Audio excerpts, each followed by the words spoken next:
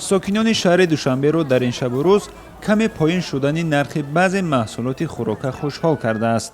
از طرف دیگر آنها از آن نگرانند که ارزش دیگر محصولات اصلی که حالا هم در بازارها بلند است دوام سال ارزان نمی شود.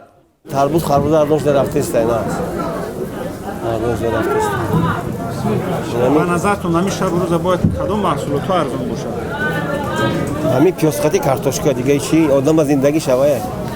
همین دو کمک کرد. تمام دیگه هیچ ارزان نشده.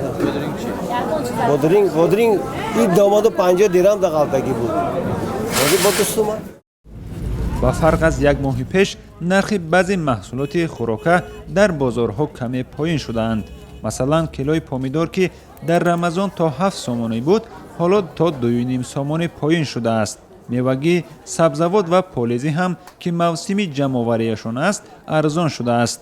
در بازارهای پایتخت یک تربوز از 3 تا 10 سومانی و خربوزه از 3 تا 8-10 سومانی وابسته به حجم آن فروخته می شود.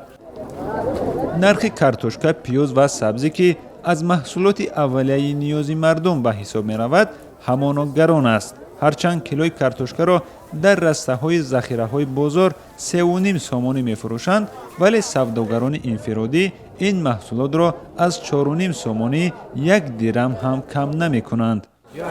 سبزی که مردم آن را زیاد استفاده می برند در چند سال اخیر اینقدر بالا رفتن نرخ آن را کسی یاد ندارد. سال گذشته رئیس جمهور از گران شدن نرخ سبزی که تا 1 سومانی رسیده بود نگرانی کرد. حالا این محصولات 3 سومانی است. سال گذشته در پی نگرانی پرزیدنت رئیس پایتخت مدیر بازار سخاوت را از وظیفه سبکدوش کرد و دیگر رهبران بازارها را آگاهی داده بود. این همی قرقه پیاز 2.5 سم میگیری کیلوشه. فقط اینجا در فروشنده ها گناهگار نیستن آخه نه خیلی بالا قیمت میگیرن. اگه ارزون خیلی میدونی همش چشمه که ایرا کورچه قدی بکوشمش مصور میبروید درونش. مسئولان بازارها سبب اصلی گرانی نرخ محصولات را به حاصل کمی امسال رفت میدهند.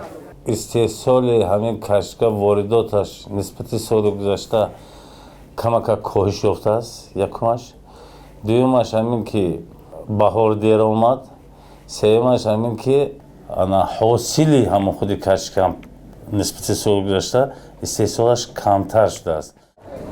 بازارشناسان میگویند امسال سبب پایین نشدن نرخ خوراک در بازارها از یک طرف کم شدن حاصل آن باشد، عامل دیگری آن ناتنجی در کشور همسایه افغانستان است که واردات میوه و کارتوشکا را به کشور کاهش داد.